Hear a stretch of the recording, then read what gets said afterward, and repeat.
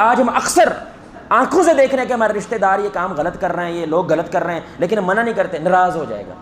برا مان جائے گا، اور وہ مان بھی جاتے ہیں تو الٹا چور وہ کوٹوال کو ڈانٹے، وہ بجائے اس کے کہ سدھرتا وہ آپ کو برا بھلا کہنا شروع کر دیتا ہے۔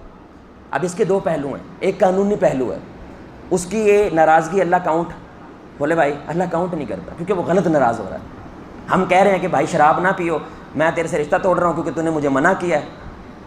تو بھائی یہ ناراضگی اللہ کاؤنٹ نہیں کرتا۔ لیکن ایک دوسرا پہلو ہے اخلاقی پہلو ہے، وہ کیا کہتے ہیں؟ رسول اللہ صلی اللہ علیہ وسلم کی ابو داؤد کی صحیح حدیث، آپ نے فرمایا حق پہ ہے،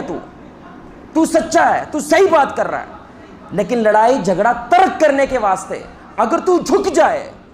تو میں محمد صلی اللہ علیہ وسلم تمہیں جنت کی ضمانت دیتا ہوں۔ یہ آسان کام نہیں ہے، یہ آسان کام ہے بھائی، کہ پورا پنڈ کہہ رہا ہے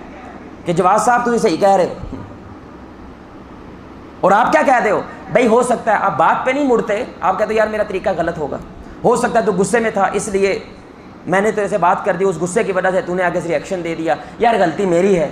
بھائی کم از کم رشتہ نہ توڑو، جڑ کے رہو، ساتھ رہو، صلح صفائی کر لو۔ حق پہ ہونے کے باوجود جھک جائے، رسول اللہ صلی اللہ علیہ وسلم کہہ رہے ہیں میں جنت کی ضمانت دیتا ہوں۔